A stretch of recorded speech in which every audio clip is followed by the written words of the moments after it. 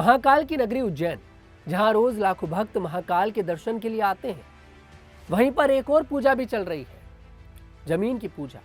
जी हां, बिल्कुल ठीक सुन रहे हैं आप। दरअसल मध्य प्रदेश के मुख्यमंत्री डॉक्टर मोहन यादव के परिवार ने उनके मुख्यमंत्री बनने के बाद कमाल कर दिया है। मुख्यमंत्री बनने के बाद उज्जैन और आसपास के इलाकों में उन्होंने भारी मात्रा में जमीन खरीद ली। अब जमीन खरीदी तो ठीक है, लेकिन यहां पर एक कोइंसिडेंस देखिए। जमीन ठीक उसी जगह पर खरीदी गई है जहां पर सरकार ने नई सड़कें, हाईवे और मास्टर प्लान तैयार करे हैं। इंडियन एक्सप्रेस ने 23 जून 2026 को अपनी एक्सक्लूसिव इन्वेस्टिगेटिव रिपोर्ट में इस पूरे मामले को खोलकर रख दिया है। रिपोर्टर जय मजूमदार ने लैंड रिकॉर्ड्स, खतौनी और सरकारी दस्तावेजों की जांच के बाद यह खुलासा किया है। आइए पूरी डिटेल्स में आपको बताते हैं कि आखिरकार ये पूरा मामला क्या है। दरअसल 13 दिसंबर 2023 को मोहन यादव जब मध्य प्रदेश के मुख्यमंत्री बने, उसके बाद से दिसंबर 2025 तक, यानी महज 2 साल के अंदर उनके परिवार और परिवार से जुड़ी कंपनियों ने 137 प्लॉट खरीदे, जिसका कुल क्षेत्रफल 168 एकड़ है और जिसका खर्च आप माने तो वो है 45 करोड़ रुपए। जमीनें उज्जैन के कई गांवों में फैली हुई हैं, जैसे गंगेड़ी, उहेल, जयवंतपुरा, चंदेसरा, सावराखेड़ी, करौंदिया और भी कई सारे गांव हैं। रिपोर्ट कहती है कि इनमें से करीब 111 एकड़ जमीन उन जगहों पर है जहां नई सड़कें और हाईवे बन रहे हैं। ये बात वाकई में बहुत ज्यादा शॉकिंग है कि प्रदेश का एक मुख्यमंत्री और उसका परिवार उन इलाकों में जाकर इन्वेस्ट कर देता है जहां पर सड़कें निकली, हाईवे निकले, कॉरिडोर निकले और मतलब सरकार ने मास्टर प्लान तैयार करा है उन जगहों पर। सोचिए आप लोग, खरीदारी परिवार के देखिए कई सदस्यों के नाम पर हुई है। मोहन यादव की पत्नी सीमा यादव, बेटे वैभव यादव की पत्नी शालिनी यादव, जिन्होंने 2025 में गंगेडी में 10 एकड़ से ज्यादा जमीन खरीदी। मोहन यादव के भाई नंदलाल यादव और नारायण यादव, नारायण यादव की पत्नी रेखा यादव, बहन कलावती यादव जो उज्जैन नगर पालिका की अध्यक्ष भी हैं, भतीजे अभय यादव, चचेरे भाई गोविंद यादव और नीलेश यादव। सोचिए, मतलब पूरा परिवार है, चचेरे भाई तक इसमें शामिल है। यहाँ पर मोहन यादव की पत्नी, उनके बेटे, उनकी बहू, ये लोग भी शामिल हैं। इनके अलावा परिवार की कई कंपनियों के नाम पर भी प्लॉट खरीदे गए हैं। इन कंपनियों के नाम है श्री सिद्धिविनायक डेवकंस प्राइवेट लिमिटेड, दूसरी कंपनी है श्री अन्नपूर्णा कंस्ट्रक्शन, श्रेयान्वी डेवलपर्स और भी कई सारी कंपनियां हैं। रिपोर्ट के अनुसार परिवार पहले से भी जमीन का कारोबार करता था। 2021 से 2023 तक जब मोहन यादव शिक्षा मंत्री थे, उन्होंने करीब 85 एकड़ जमीन खरीदी थी। मुख्यमंत्री बनने से पहले परिवार के पास कुल 169 एकड़ जमीन थी। मुख्यमंत्री बनने के बाद खरीदारी तेज हो गई और अब परिवार की कुल जमीन 335 एकड़ के आसपास पहुंच गई है। सोचिए, ये सब कुछ इन 2 साल के अंदर हुआ। 169 से 335 एक बड़ा आंकड़ा है, यानी 2 साल में परिवार ने अपनी जमीन 2 गुना से ज्यादा कर ली।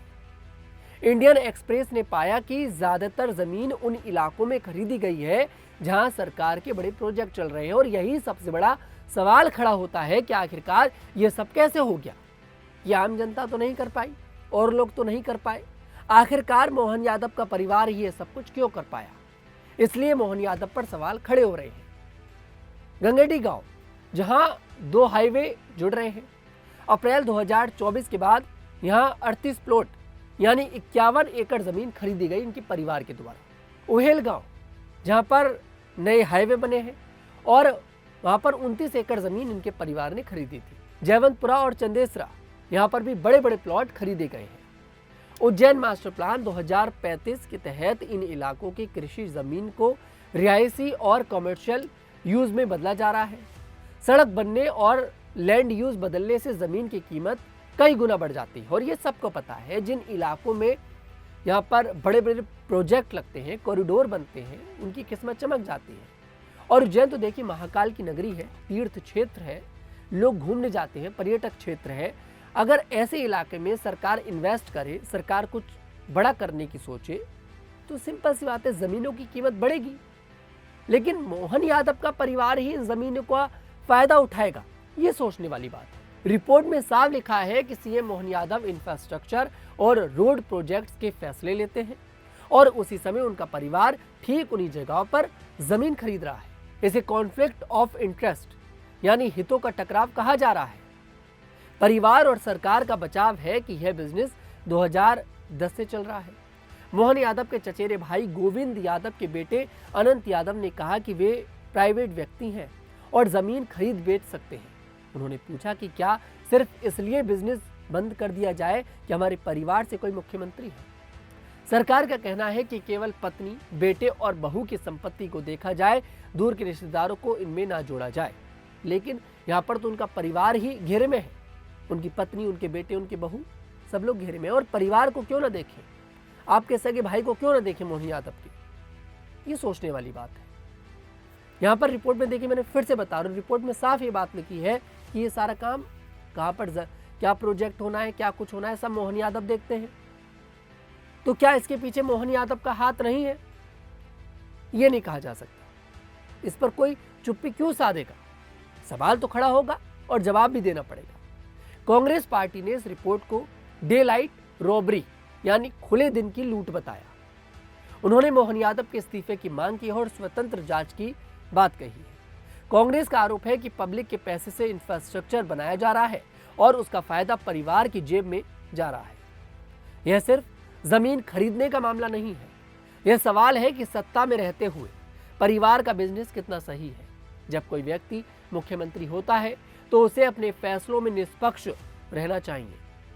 अगर उसके परिवार को सिर्फ फैसले से फायदा हो रहा हो तो लोगों का भरोसा टूटता है। इंडियन एक्सप्रेस की रिपोर्ट पूरी तरह लैंड रिकॉर्ड्स पर आधारित है। रिपोर्ट ने खतौनी, रजिस्ट्री, दस्तावेज और सरकारी प्लान्स की जांच की है। यह कोई अफवाह या आरोप नहीं है, बल्कि दस्तावेजी सबूतों पर आधारित खबर है। दोस्तों, महाकाल सब देख रहे हैं, लेकिन हमें भी सतर्क रहना चाहिए। सत्ता और परिवार के बिजनेस के बीच की लाइन कहाँ खत्म होती है, यह हर नागरिक को समझना चाहिए। फिलहाल इस रिपोर्ट पर आपकी क्या राय है, कमेंट सेक्शन में जरूर बताइएगा। मैं तनुज दीक्षित आपसे मुलाकात करूंगा, तब तक के लिए हमारे साथ देखते रहिए न्यूज़ 15।